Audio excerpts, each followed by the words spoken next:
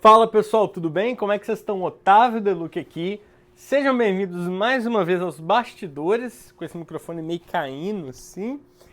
E antes tarde do que mais tarde, eu sinto que não é a primeira vez que eu estou falando isso. E eu estou trazendo um tópico hoje que para mim é muito interessante, que vira um tópico, um comentário, um desabafo, que são assuntos relacionados que eu falo com colegas, que são coisas que eu vivencio e observo nos lugares que eu vou, enfim, ou por conversas, ou por aulas, ou das mais diferentes formas. E eu acho que isso, o vídeo de hoje, de agora, vai conectar muito com o próximo vídeo também. Porque às vezes quando eu tenho um tema na minha cabeça para essa série, eu fico anotando esses temas e aí eu falo, da próxima vez que eu gravar, eu vou falar sobre aquilo. E o tema de hoje é o seguinte: modelo de violão e o pensamento musical.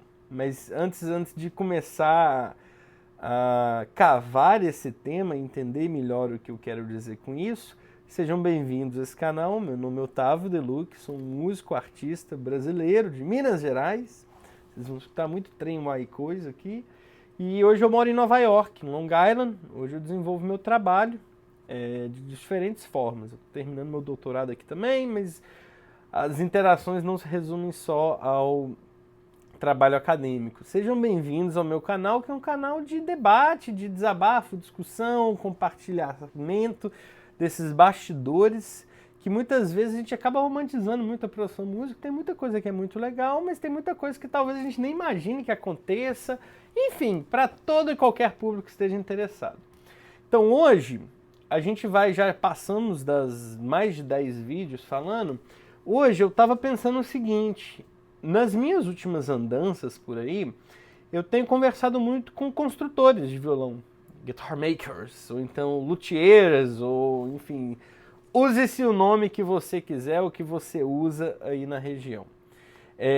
Eu tinha conversado com bastante construtores diferentes, e aí o que acontece? É muito interessante de ver com eles,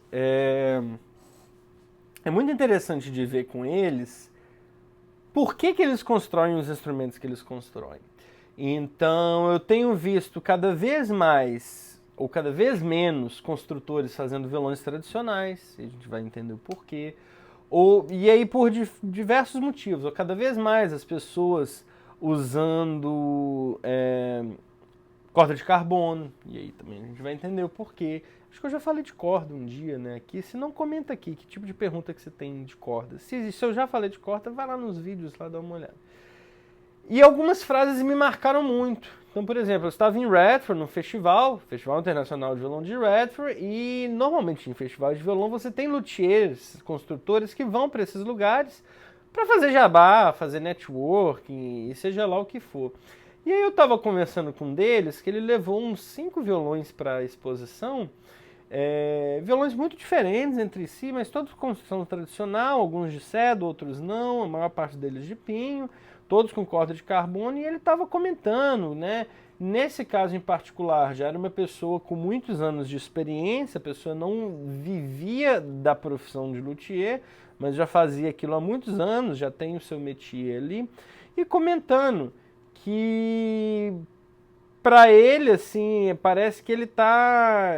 Eu esqueci, tem uma frase em Minas que a gente fala isso, mas assim, ele tá meio... Não é sem esperança, mas assim, em todos os lugares que ele vai, as pessoas só querem comprar agora violão double top, de cedro, moderno, seja lá o que for, mas ele ainda quer manter a tradição do violão, não necessariamente por um tradicionalismo, conservadorismo, mas é porque ele acha o som do violão tradicional muito bonito. Isso foi uma das coisas que fez ele apaixonar por violão. Como de fato, né, esses modelos de violão são conhecidos os violões tradicionais pela beleza sonora, e que porque ele gosta daquilo, acha que aquilo é mais interessante, ele constrói violões desse jeito, mas que está cada vez mais difícil, porque as pessoas elas estão buscando um volume acima de tudo. E aí ele comentou casos onde ele, enfim, também já foi para tudo quanto é festival nesse país, conversando com os jurados desses festivais, e os jurados falando, se tem duas pessoas que tocam bem, eu vou na que toca mais alto, e por aí vai. E isso me faz pensar E aí tá, corta para outra situação, conversando com outro luthier também, e aí essa pessoa, por exemplo, esse outro luthier em outra ocasião, em outro estado, faz violões dos dois jeitos, mas sempre fala que, todo lugar que eu vou as pessoas querem mais violões de double top, de não sei o que, não sei o que, não sei o que, não sei o que. E isso me faz pensar muito sobre o que o instrumento que a gente toca quer dizer sobre o pensamento musical da gente. E assim como eu vou falar dessa visão, alguém vendo de fora, dessa visão do violão tradicional, violão moderno, seja lá o que for, eu também tenho os meus pensamentos que vão moldar o jeito que eu não só vou interagir, vou pensar, vou querer, mas o jeito que eu vou comentar isso com vocês. Então é muito interessante que o que me parece estar acontecendo já de algum tempo, claro, né? Não estou inventando a roda nem falando a primeira vez disso. São coisas que qualquer pessoa que está no violão pode notar, e quanto mais tempo você tem nesse cenário, mais fácil é de notar, né? Mas que está existindo uma procura muito exacerbada pelo volume. Volume em termos práticos, né? Mais alto, mais alto, mais alto. Eu fico sempre me perguntando por quê. E eu não consigo ainda dissociar o fato de essa procura exacerbada de volume ser também associado ao fato de que os lugares que a gente vive estão cada vez mais altos, e para você apreciar alguma coisa isso tem que ter cada vez mais volume, né? E isso é uma tendência que cresce quase todos os instrumentos ao longo desses últimos anos, assim também como de volume de som, enfim, até som mecânico, que tá qualquer lugar que você vai é exageradamente alto. Só que assim, a gente não tem tudo a todo tempo do jeito que a gente quer. Então eu sempre lembro de um joguinho que, sei lá, você tem 100 moedinhas para você colocar e dividir essas moedinhas entre diferentes características. E você tem que balancear isso. Então a gente aumenta o volume e perde qualidade sonora. Não adianta falar que não, porque perde. Eu não vou atribuir juízo de valor se isso é bom ou não, porque cada um faz o julgamento que quiser nesse sentido, né? Ou cada um usa isso para a situação que quiser. Mas eu acho que uma coisa que é inevitável é que a gente pode concordar sim, que muitos desses instrumentos modernos eles têm uma proposta de facilitar o trabalho do performer no tocante à produção de som. De novo, não estou atribuindo juízo de valor, estou fazendo uma observação. Assim como muitas vezes o violão tradicional ele tem como busca um colorido timbrístico muito alto. Mas fulano de tal, junto os dois, mas eu não tô aqui para fazer jabá de ninguém. Não nesse vídeo, pelo menos. Então, assim, são características que fazem com que muitos desses instrumentos sejam parecidos, mas o meu ponto aqui não é falar sobre os instrumentos em si, mas sobre como a escolha dos instrumentos ela é um resultado das nossas escolhas musicais. E aí o que eu vejo muitas vezes é que cada vez menos, acho que talvez eu tenha até comentado em um outro vídeo, e aí isso vai ser tópico também do próximo vídeo. Cada vez menos os violonistas interagem com outros musicistas e cada vez mais o violão fica na turma do violão. Porque o violão, ele, nessa busca de som, o violão ele quer sempre se provar, talvez essa seja uma afirmação meio complicada, mas ele quer sempre se formar uma coisa que não é. Por que eu falo isso? Porque dentro do cenário do violão, especialmente dessas guitar societies, você olha repertório, isso e aquilo, muitas das vezes o que é tido como supra-sumo é o violão imitar uma coisa que ele não é, imitar uma grandiosidade de um piano, a articulação de um cravo, o legato de não sei o quê. E isso é muito interessante, tem seu valor de expandir os limites nesse contexto. Mas no fim do dia, violão é violão. O violão continua sendo violão, isso é a natureza. E se você vai muito para longe disso, passa a não ser violão mais, né? Então, assim, violão é violão, a não sei que seja outro instrumento. A laúde é diferente do violão, tem um formato parecido. Um violão de 7 cordas de aço é diferente do violão. A viola é diferente do violão. Tem um formato parecido, o sistema de funcionamento é o mesmo, mas é um instrumento completamente diferente. Então, o que eu sinto é isso. E aí existe um apreço muito grande em fazer com que o violão prove que ele consegue fazer coisas que os outros instrumentos também podem fazer. E tem um valor interessante nisso, só que isso, ao meu ver, tem alguns problemas. E aí que entra, claro, a minha suspeita para falar de alguém que cresceu tocando em violão tradicional e continuou tocando violão por causa de Julian Bream, por exemplo, entra. Não estou falando que eu estou sendo conservador e quero deixar o Julian Bream. Não acho que vai ter nenhum Julian Bream. Pode ter uma coisa melhor, pior, diferente, mas igual ele não vai ter. Mas isso para mim é uma das principais qualidades do violão. Colorido sonoro. E isso é uma das coisas que o violão não faz, que o violão faz que os outros instrumentos não fazem. Né? Não sei, quando eu penso, por exemplo, num clarinete, eu penso que um clarinete é um instrumento muito interessante, muito bonito, porque tem certas coisas que só o clarinete faz que são muito valiosas. O alcance do clarinete, o legato, a possibilidade de uma linha muito bem conectada, um timbre muito específico. Então, isso, assim, eu gosto de escutar clarinete pelas coisas que o clarinete faz que os outros instrumentos não fazem. Eu gosto de escutar piano, determinados repertórios, por causa das coisas que o piano faz que os outros instrumentos não fazem. E eu sinto que o que me parece, às vezes, é que o cenário do violão, ele está querendo fugir disso. Ele não está querendo fazer o que o violão faz que os outros não fazem. Ele está querendo provar que o violão pode fazer o que os outros fazem. E aí, o que acontece? Em diversas ocasiões, e aí, por que eu cheguei nessa ideia? Pelo seguinte fato, aqui em Stony Brook a gente tem um departamento de música que é muito impressionante. As pessoas são estelares, assim, os professores têm 15 indicações de Grammy, tem isso, tem aquilo, tem isso, enfim. Vocês bate no Google aí, como diz o outro, bate no Google aí que vocês vão descobrir o nome das pessoas. E todas as vezes, não só comigo, mas com os meus colegas, que o violão, e aí claro que também passa por um processo de transcrição, um arranjo. Mas nem sempre. Mas todas as vezes que eu, por exemplo, a gente tocava músicas de outros repertórios que essas pessoas dominavam, vou dar um exemplo pessoal. Tava tocando para um cara do Emerson Quartet, bate no Google aí que você vai saber. Talvez um dos quartetos mais célebres do mundo hoje. E aí, tava tocando uma música para piano e violoncelo que eu fiz a transcrição, um arranjo pro violão. E aí, o que acontece? O cara não falou nada, o cara falou, pô, admiro a sua coragem. Por quê? Porque quando essas pessoas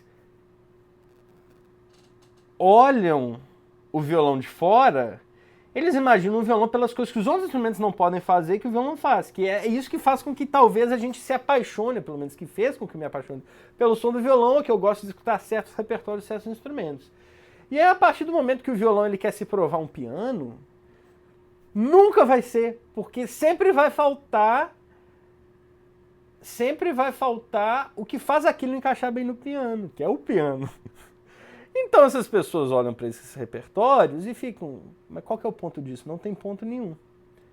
E isso, claro, eu acho que as pessoas precisam sim ter uma compreensão melhor sobre o instrumento, de saber mais o que se passa dentro do violão, especialmente se elas são professores, e isso é fundamental. Se você é um professor na universidade que você tem que lidar com instrumentos, você precisa de saber dos outros instrumentos. Mas eu acho que nessa busca do violão se provar entre violonistas, isso está se distanciando cada vez mais do cenário musical.